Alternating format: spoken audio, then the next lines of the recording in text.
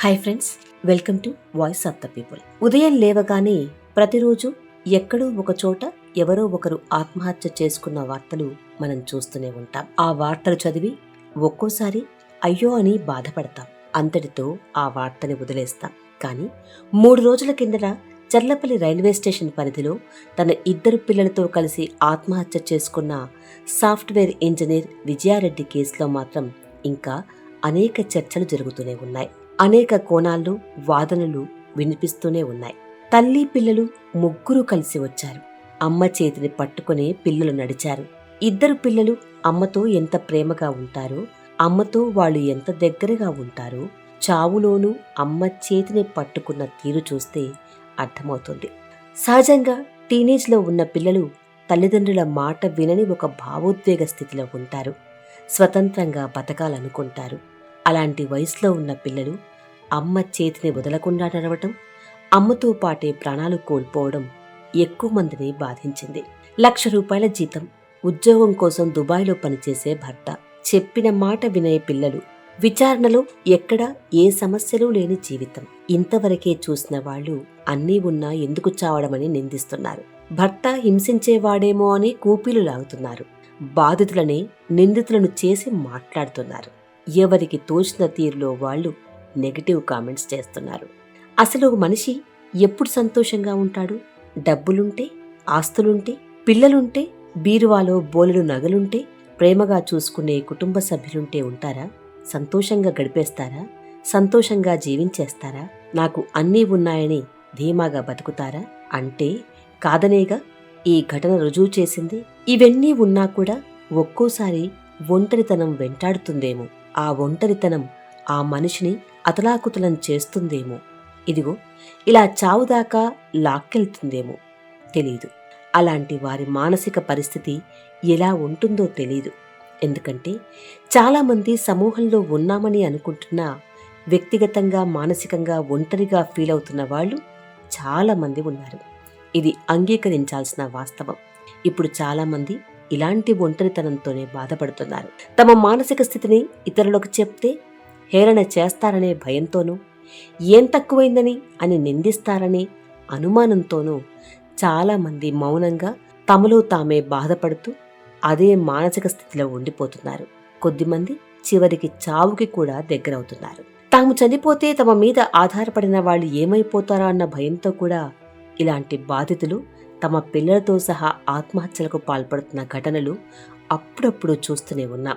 తాను పెళ్లి చేసుకుని వెళ్లిపోతే తన తల్లిని ఎవరు చూసుకుంటారని ఆలోచించి మరో సాఫ్ట్వేర్ ఉద్యోగి కూడా ఆత్మహత్య చేసుకోవడం ఈ 2 రోజుల్లోనే మనందరం చూసిన వార్త. మరిప్పుడెవరు చూసుకుంటారు అని చాలామంది చనిపోయిన ఆ అమ్మాయిని నిందిస్తున్నారు. కానీ ఆ అమ్మాయికి ఇంతకన్నా పరిష్కారం దొరకలేని స్థితిలోకి నెట్టిన బాధ్యత ఆమె చుట్టూ ఉన్న వాళ్ళందరిది. ఎందుకంటే ఇలాంటి వారు ఎంత ఒత్తిడికి గురవుతారో మనం ఊహించలేం. ఇక్కడ కొన్ని విషయాలు ప్రస్తావించాలి. ఆటిజంతో బాధపడుతున్న చిన్నారుల తల్లిదండ్రులు లేదా ప్రత్యేక శ్రద్ధ తీసుకుని పెంచాల్సిన చిన్నారుల తల్లిదండ్రులు ఎంత ఒత్తిడిలో ఉంటారో, ఎంత ఓపికగా తమ పిల్లల్ని పెంచుతారో మన ఊహకందంది.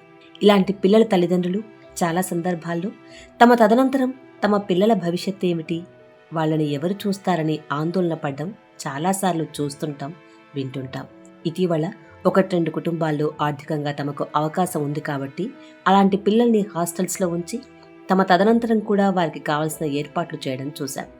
అయితే అందరికీ అది సాధ్యం కానప్పుడు వాళ్ళు ఎంత ఒత్తిడిలో ఉంటారో, ఆందోళన పడతారో మనం ఊహించండి.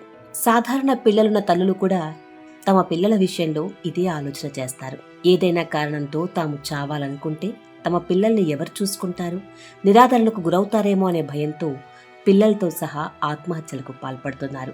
ఇన్ని సంఘటనల తర్వాత కూడా ఇలాంటి చావులకు పరిస్థితులకు కారణాలు తెలిసినా పరిష్కారాల కోసం గట్టిగా ప్రయత్నించలేకపోవడం విషాదకరం. ఇది ఒకరిద్దరు చేయాల్సిన పని కాదు. కుటుంబం చుట్టూ సమూహాలు అందరూ చేయాల్సిన కృషి. Deepika Padukone, Selena Gomez, Demi Lovato, Michael Phelps, Britney Spear, Naomi Osaka, Pete Davidson, Lady Gaga, Virat Kohli లాంటి క్రికెటర్స్, సినిమా తారలు, ఇతర సెలబ్రిటీలు తమ ఒత్తిడి గురించి, ఆత్మహత్య ఆలోచనల గురించి చెప్పినప్పుడు మనం అందరం అంగీకరిస్తాం. కానీ మన చుట్టూ ఉన్నవాళ్ళు ఆ సమస్య గురించి చెప్తే మాత్రం హేళన చేసి మాట్లాడతాం లేదా నిందిస్తాం.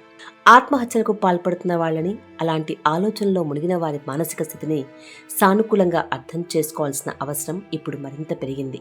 ఎందుకంటే బతుకు తెరువు కోసం ఎంత దూరమైనా పరుగులు పెట్టాల్సి వస్తోంది. ఎన్ని గంటలైనా పని చేయాల్సి వస్తోంది. పరీక్షల కోసం, పోటీలో మార్కుల కోసం రోజులకు రోజులు, నెలలకు నెలలు పుస్తకాలతోనే కుస్తీ పట్టాల్సి వస్తోంది.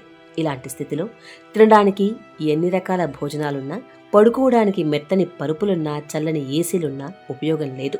ఇప్పుడు చాలా మంది సమూహంలో బతుకుతున్న ఒంటరి వ్యక్తులు. జీవితం చాలా బోరుగా ఉంది, రొటీన్గా ఉంది, అనాసక్తిగా ఉంది, ఏమీ చేయాలనిపించట్లేదు. ఇలాంటి మాటలు మాట్లాడుతున్న వాళ్ళతో కాసేపు మాటలు కలపాల్సిన అవసరం ఉంది. వారికి కాస్త టైం ఇవ్వాల్సి ఉంటుంది. ఒక మంచి మాట కావాలి, కాసేపు ప్రేమగా మాట్లాడే మనిషి కావాలి.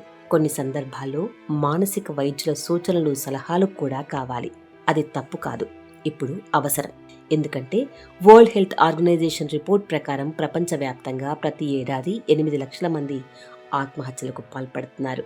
ఎన్సీఆర్బీ విడుదల చేసిన 2025 రిపోర్ట్ ప్రకారం దేశంలో ఆత్మహత్యల సంఖ్య కూడా పెరుగుతోంది.